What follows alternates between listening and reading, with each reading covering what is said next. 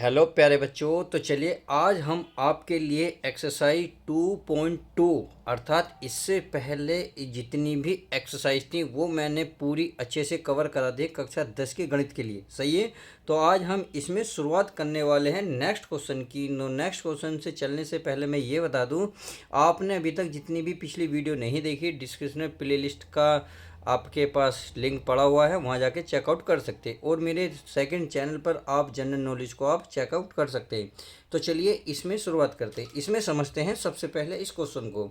इस क्वेश्चन में क्या करा, देखिए एक्सरसाइज को चलने से पहले मैंने आपको थोड़े सा आपको इस तरीके से बताने की कोशिश की ताकि जब मैं क्वेश्चन कराऊँ माय डियर स्टूडेंट तो आपको बहुत अच्छे से समझ में आ जाए। अगर बेसिक आपने नहीं समझोगे तो देखिए दिक्कत आपको आगे होने वाली है।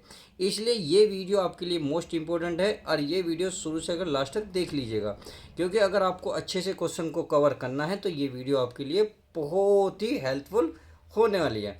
तो इसमें क्या कह रहा है, इसमें बोल रहा है प्यारे बच्चों कि किसी बहुपद के शून्यांकों और गुणांकों में संबंध, यानी कि relation between zero and coefficient of a polynomial, यानी कि हमें शून्यांक और गुणांकों में रिलेशन क्या है वो हमें चेकआउट करना है। यही इसमें क्वेश्चन दिया हुआ है, ज़्यादा बड़ी बात नहीं दी हुई। समझ में आ गई। अब देखिए एक आपको जो द्विघात दी गई इस तरीके से दी हुई होगी, यानी कि द्विघात बहुपद का सामान्य रूप आपको इस तरीके से मिलेगा। बात समझ में आ गई। अब देखिए जो एक्स स्क्वायर के साथ होगा वो ए होगा, जो एक्स के साथ होगा वो आपका बी होगा।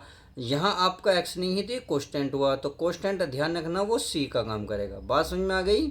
यानी कि एक्स स्क्वायर के साथ जो पद मिलेगा वो ए का काम करेगा, यानी कि ए की वैल्यू निकाल के देगा। और जो एक्स के साथ जो मिलेगा आपको मैथ के अंक जो मिलेगा, यानी कि यहाँ मानो आपको, चलिए मैं एक एग्जाम आपके एक्सरसाइज भी करूँगा बट इसे थोड़ा सा ध्यान से देखो। एक्स स्क्वायर के साथ जो भी मिलेगा वो ए का मान होगा। जो एक्स के साथ आपको गुणांक, यानी कि आपको को क्या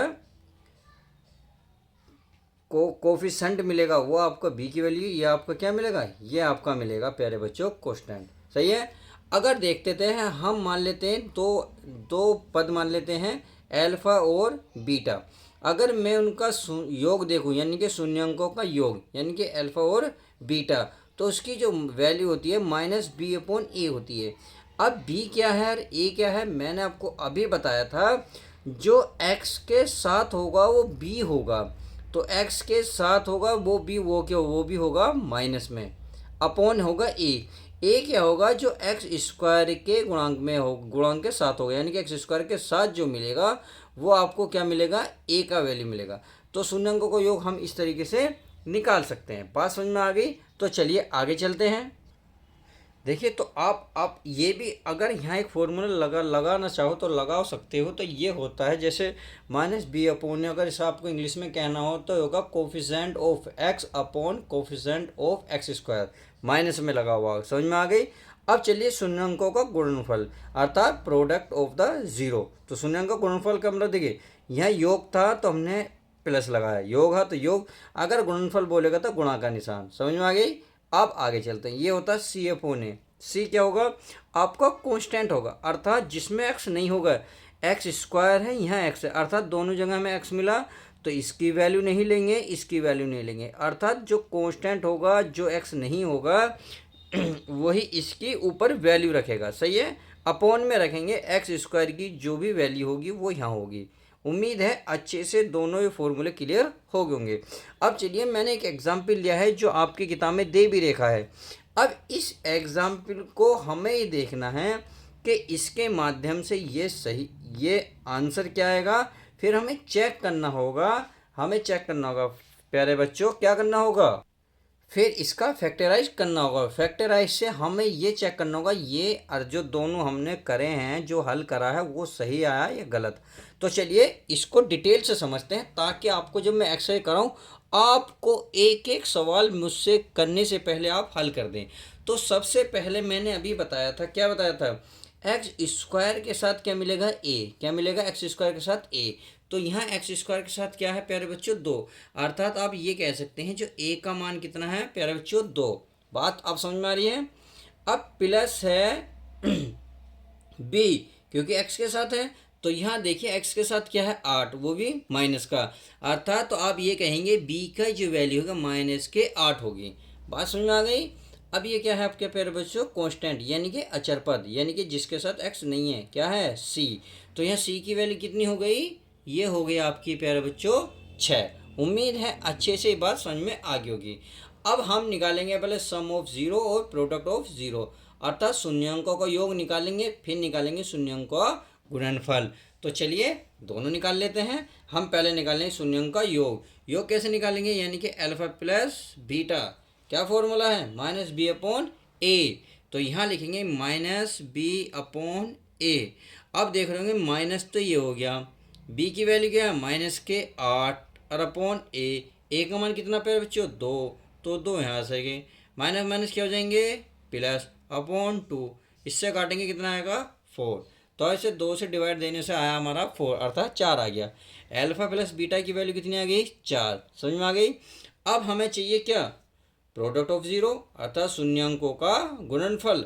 तो शून्यांकों का गुणनफल कैसे निकालेंगे, क्या फॉर्मूला है अल्फा इंटू बीटा, ये क्या फॉर्मूला है सी अपॉन ए। तो ये होगा सी अपॉन ए।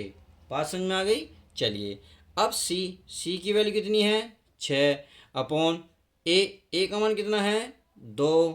अब 2 से डिवाइड करो, 2 से भाग दोगे तो प्यारे बच्चे कितना आएगा 3।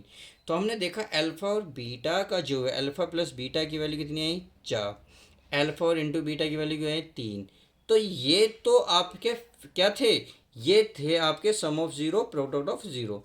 अब हमें सेटिफाई करने फैक्टर किससे, फैक्टराइज के माध्यम से, कि अल्फा और बीटा की वैल्यू निकालने के बाद क्या दोनों को जोड़ के 4 आएगा, क्या दोनों की मल्टीप्लाई करने के बाद 3 आएगा, ये हमें चेक करना है।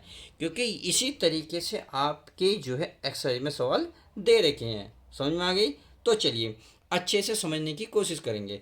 तो हमें यहाँ इसके फैक्टराइज करने हैं। तो फैक्टराइज का बताया था, जो एक्स स्क्वायर के साथ अगर मैथ का कोई अंक हो तो दो लास्ट इस वाले पद की और इस वाले पद की आपस में क्या करते हैं मल्टीप्लाई, क्या करते हैं मल्टीप्लाई, अर्थात यहाँ क्या करेंगे, ये करेंगे 2 × 6, कितना हो गया प्यारे बच्चों 12।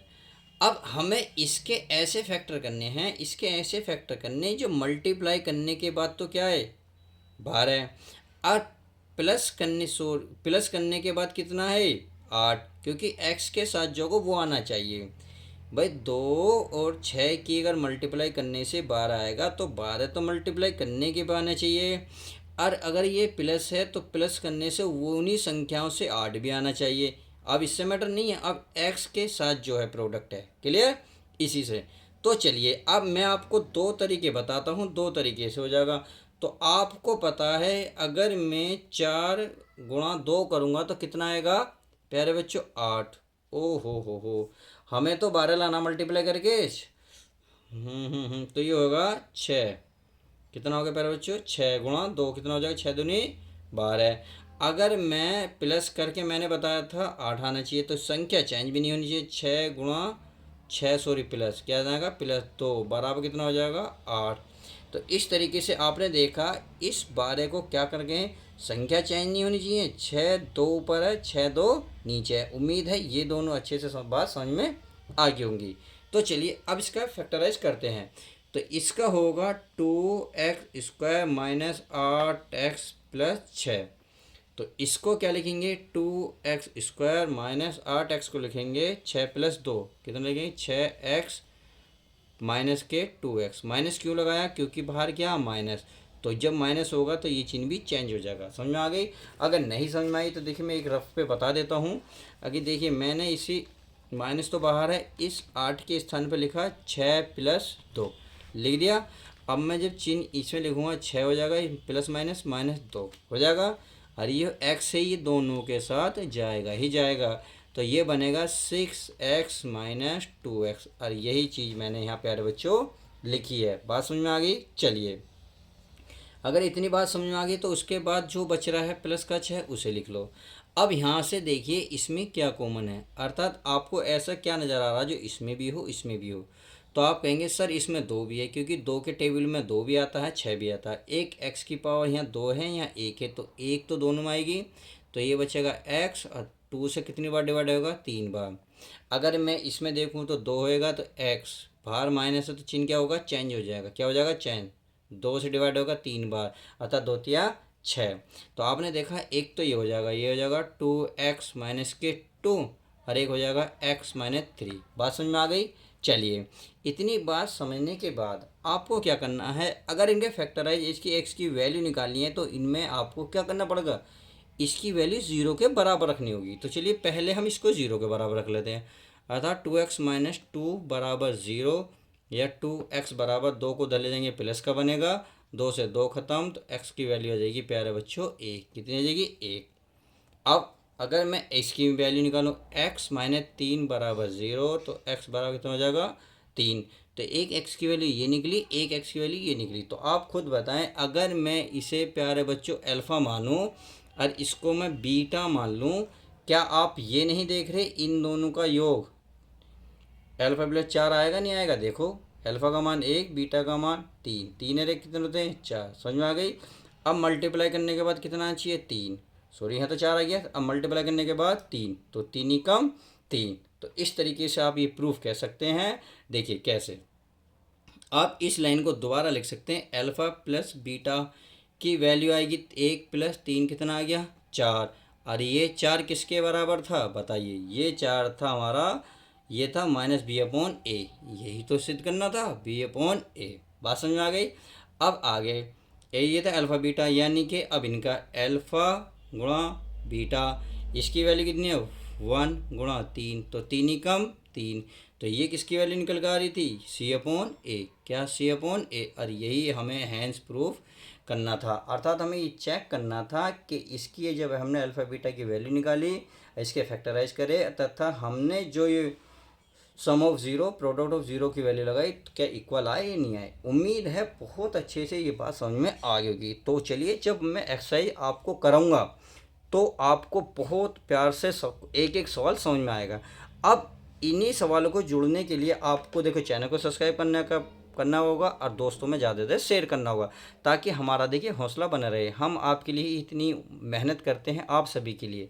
तो चलिए माय डियर स्टूडेंट, मिलते हैं नेक्स्ट एक्सरसाइज में नेक्स्ट सवालों के साथ। जब तक के लिए दोस्तों take care, bye, love you guys. Second channel पर जाकर अपने जनरल नॉलेज को कवर कर सकते हो।